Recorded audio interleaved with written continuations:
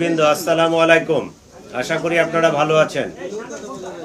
আপনারা জানেন, গত 12 ডিসেম্বর 2025 দুপুর আনুমানিক 14:20 ঘটিকার সময় পল্টন থানাস্থ বিজয়নগর বক্স কালভার্ট এলাকায় মোটরসাইকেল আরোহী দুর্বৃত্তের গুলিতে ইনকিলাব মঞ্চের মুখপাত্র জনাব শরীফ উসমান বিন হাদি গুলিবিদ্ধ হন। দ্রুতই তাকে ঢাকা মেডিকেল কলেজ হাসপাতালে প্রেরণ করা হয়। পরবর্তীতে রাজধানীর একটি বেসরকারি হাসপাতাল এভারকেয়ারে ভর্তি করা হয়। পরবর্তীতে উন্নত চিকিৎসার জন্য এয়ার অ্যাম্বুলেন্স যোগে তাকে সিঙ্গাপুরের জেনারেল হাসপাতালে ভর্তি করানো হয়। সেখানে চিকিৎসাধীন অবস্থায় 18 ডিসেম্বর তিনি শাহাদাত বরণ করেন।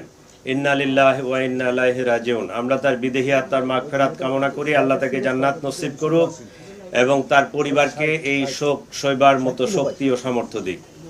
এই ঘটনার প্রেক্ষিতে রাজধানীতে পল্টন থানায় একটি নিয়মিত মামলা রুজু হয়, যা পরবর্তীতে হত্যা মামলায় রূপ নেয়। প্রিয় সাংবাদিক ভাই ও বোনেরা, ন্যাক্কারজনক এই ঘটনার পরপরই Dhaka metropolitan police, DB, CTTC, RAB, CID, BGB ঘটনায় জড়িতদের শনাক্ত করে গ্রেফতারে করে আইনের আওতায় আনার জন্য কাজ শুরু করে। ঘটনাস্থলে উপস্থিত ব্যক্তিদের দেওয়া তথ্য, সিসিটিভি ফুটেজ বিশ্লেষণ, ওপেন সোর্স ইন্টেলিজেন্স এবং তথ্য প্রযুক্তির সহায়তায় ঘটনার দিনই শুটার ফয়সাল করিম মাসুদ ওরফে দাউদ ওরফে রাহুল এবং তার সহায়তাকারী মোটরসাইকেল চালক মোহাম্মদ আলমগীর শেখকে শনাক্ত করা হয়। তাৎক্ষণিক তাদের গ্রেফতারের জন্য আইন শৃঙ্খলা বাহিনীর একাধিক টিম সাভার, হেমায়েতপুর, আগারগাঁও, নরসিংদীতে অভিযান পরিচালনা করে। ধারাবাহিক অভিযানের অংশ হিসেবে ডিএমপির একটি টিম ময়মনসিংহের হালুয়াঘাটের সীমান্তবর্তী এলাকা পর্যন্ত অভিযান পরিচালনা করে। প্রিয় সাংবাদিক বৃন্দ, আপনারা জানেন, এই ঘটনার সাথে জড়িতদের আইনের আওতায় নিয়ে আসার জন্য আমরা যথাসাধ্য চেষ্টা করছি।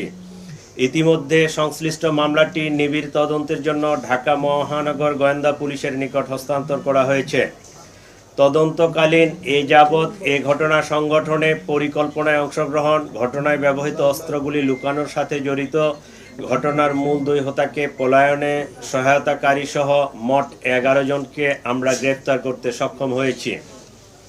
গ্রেফতারকৃতরা হলো হুমায়ুন কবির, ফয়সালের বাবা; হাসি বেগম, ফয়সালের মা; শাহেদা পারভিন সামিয়া, ফয়সালের স্ত্রী; ওয়াহিদ আহমেদ শিপু, ফয়সালের শ্যালক; মারিয়া আক্তার লিমা, তার বান্ধবী; মোহাম্মদ কবির, নুরুজ্জামান নমানি ওরফে উজ্জ্বল, সিবিয়ন দিও, সঞ্জয় চিসিম, মোহাম্মদ আমিনুল ইসলাম রাজু, আব্দুল মান্নান। এই 11 জনকে আমরা গ্রেফতার করেছি। এই ঘটনায় জব্দকৃত উল্লেখযোগ্য আলামত সমূহ হত্যাকাণ্ডে ব্যবহৃত 2টি বিদেশি পিস্তল, 52 রাউন্ড গুলি, ম্যাগজিন, ছোরা; হত্যাকাণ্ডে ব্যবহৃত মোটরসাইকেল ও ভুয়া নম্বর প্লেট, যে নম্বর প্লেটটি অপারেশনের সময় লাগানো ছিল; ঘটনার সময় ওসমান হাদিকে বহনকারী অটোরিকশা; ঘটনাস্থল থেকে হত্যাকাণ্ডে ব্যবহৃত গুলির খোসা, ভিডিও চিত্র, সিসিটিভি ফুটেজ ও অন্যান্য আলামত; প্রায় 53টি অ্যাকাউন্টের বিপরীতে 218 কোটি টাকার স্বাক্ষরিত চেক। প্রিয় সাংবাদিক বৃন্দ, তদন্তে প্রাপ্ত তথ্য, বিভিন্ন গোয়েন্দা সংস্থার প্রতিবেদন, গ্রেপ্তারকৃতদের দেওয়া জবানবন্দি পর্যালোচনা করলে দেখা যায়, ফয়সাল ও আলমগীর ঘটনার পরপরই ঢাকা হতে সিএনজি করে আমিন বাজারে যায়। পরবর্তীতে তারা মানিকগঞ্জের কালামপুর যায়। সেখান থেকে পূর্ব পরিকল্পনা অনুযায়ী একটি প্রাইভেট কারে করে ময়মনসিংহের হালুয়াঘাটে পৌঁছে। ঘটনাটি তাদের পূর্ব পরিকল্পিত ছিল। এই জন্য আসামিদেরকে চিহ্নিত করার পূর্বেই তারা সীমান্ত পাড়ি দিতে সক্ষম হয়। হালুয়াঘাটের পূর্বে মুন ফিলিং স্টেশনে জনৈক ফিলিপ এবং সঞ্জয় তাদেরকে গ্রহণ করার জন্য অপেক্ষা করতে থাকে।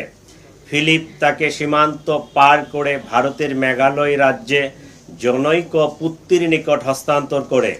পুত্তি এক ট্যাক্সি ড্রাইভার স্বামীর কাছে তাদেরকে হস্তান্তর করে। স্বামী মেঘালয় রাজ্যের তুরা নামক একটি শহর আছে, সেই শহরে তাদেরকে পৌঁছে দেয়। আমরা ইনফরমাল চ্যানেলে মেঘালয় পুলিশের সাথে যোগাযোগ করে যেটি জানতে পেরেছি, তারা ইতোমধ্যে পুত্তি ও স্বামীকে গ্রেফতার করেছে। আমরা সন্দেহ করি আসামিদ্বয় অবৈধ পথে সীমান্ত পাড়ি দিয়েছেন। এই ঘটনার সাথে বিভিন্নভাবে জড়িত থাকার কথা স্বীকার করে গ্রেপ্তারকৃতদের মধ্যে 6 জন স্বীকারোক্তিমূলক জবানবন্দি প্রদান করেছেন এবং 4 জন সাক্ষী তারাও 164 ধারায় সাক্ষ্য প্রদান করেছেন। প্রিয় সাংবাদিকবৃন্দ, চাঞ্চল্যকর এই ঘটনায় রুজুকৃত মামলাটি অত্যন্ত গুরুত্বের সাথে আমরা তদন্ত করছি। গ্রেপ্তারকৃতদের কাছে পাওয়া তথ্য, সাক্ষীদের জবানবন্দি, উদ্ধারকৃত আলামত পর্যালোচনা ও সার্বিক বিবেচনায় মামলাটির তদন্ত শেষ পর্যায়ে রয়েছে। আগামী 7 থেকে 10 দিনের মধ্যে আমরা চার্জশিট প্রদান করতে সক্ষম হব ইনশাআল্লাহ। সরকার ইতোমধ্যে দ্রুত বিচার ট্রাইব্যুনালে মামলাটি নিষ্পত্তি করার ঘোষণা দিয়েছে। সেই লক্ষ্যে আমরা কাজ করছি। এই জন্য এই জঘন্য ঘটনার ন্যায় বিচার নিশ্চিত করতে রাষ্ট্রের পক্ষ থেকে, আমাদের পক্ষ থেকে সর্বোচ্চ প্রচেষ্টা অব্যাহত রয়েছে। আপনাদের সবাইকে আমি আন্তরিক ধন্যবাদ এবং নববর্ষের শুভেচ্ছা জানাচ্ছি। এ পর্যায়ে আপনাদের যদি কিছু জিজ্ঞাসা থাকে, আমি এবং আমার সহকর্মীবৃন্দ এখানে উপস্থিত আছেন, তারা আপনাদের প্রশ্নের আমরা জবাব দিব। ধন্যবাদ সবাইকে। প্লিজ এদিকে একজন হাত উঠাইয়ে দেন। অতিরিক্ত কমিশনার প্লিজ একটু আমি আসবো আপনার কাছে। কত সময় লেগেছিল? আপনার কাছে আসবো। আপনারা কি ইনকিলাব মঞ্চের সহযোগিতা পেয়েছিলেন কিনা? আপনার কাছে আসবো। আমার সামনে একজন হাত উঠিয়েছেন, ওনার প্রশ্নটা নিয়ে। প্লিজ আপনারা বাকিরা একটু চুপ করবেন।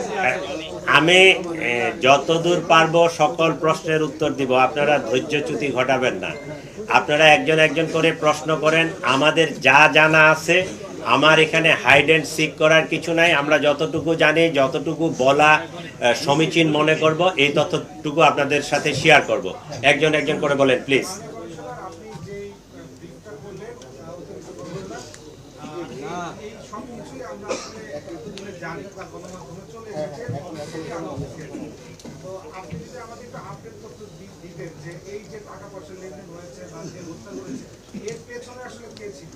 রাজনৈতিক দল ছিল নাকি কোনো সে তো হত্যা করছে, কিন্তু করানো হয়েছে।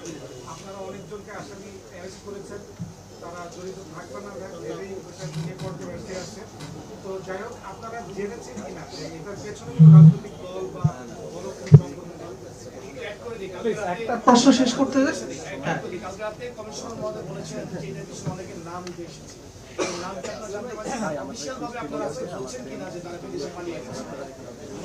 আচ্ছা, আমরা সর্বোচ্চ চেষ্টা করেছি তাদেরকে গ্রেফতার করার জন্য, অ্যারেস্ট করার জন্য। এখন পর্যন্ত যাদেরকে ধরা হয়েছে তাদের সাক্ষ্য প্রমাণ এবং তাদেরকে আমরা যে ছবিগুলো দেখিয়েছি, কারণ তারা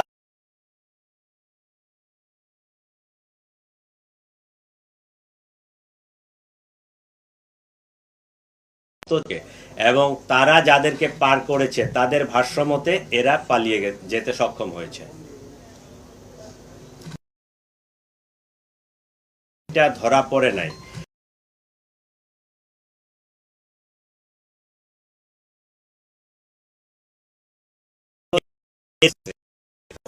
মূল আসামিটাকে পাইলে বিহাইন্ড দ্য সিন তারা কারা কাজ করছে আরো স্পষ্ট হওয়া যেত। আমাদের কাছে কিছু তথ্য আছে, তা আমরা এটা তদন্তের স্বার্থে আসলে তাদের নামগুলো বলবো না। ধন্যবাদ।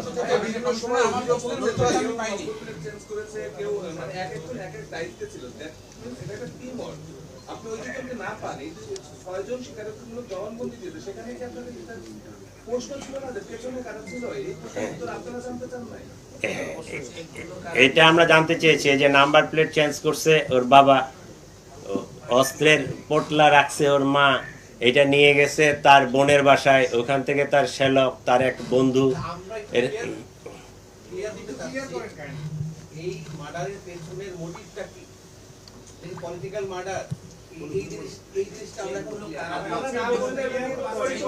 একজন করে প্রশ্ন করেন, আমরা আগে একটা প্রশ্নের উত্তর শেষ করি। বলো কি প্রশ্ন? অতিরিক্ত কমিশনার এই মার্ডারের পিছনে মোটিভকে আমরা একটু জানতে চাচ্ছি, জিজ্ঞাসা করেন মোটিভটা কি আসলে। দেন সেকেন্ড কোশ্চেন হচ্ছে কারা, এই দুটো বিষয়। আগে মোটিভটা জানতে চাই। এইটা ধারণা, এইটা যেহেতু ওরে পাইনি আমরা, এই জন্য তার কাছে পায়ে যদি স্বীকারোক্তিমূলক জবানবন্দিটা নিতে পারতাম তাহলে আমরা নিশ্চিত হতে পারতাম। কিন্তু ধারণা 5 আগস্টের পরবর্তীতে এই ইনকিলাব মঞ্চের হাদি খুবই ভোকাল ছিল এবং তার কথাবার্তা খুবই স্পষ্ট ছিল এবং সে একটা আদর্শকে হোল্ড করে। তাহলে এই আদর্শ বা এই 5 আগস্টে যারা ক্ষতিগ্রস্ত, আমরা ধারণা করতে পারি বা অনুমান করতে পারি যে হত্যাকাণ্ডের পিছনে তারাই জড়িত। মাননীয় কমিশনার, মাননীয় অতিরিক্ত কমিশনার,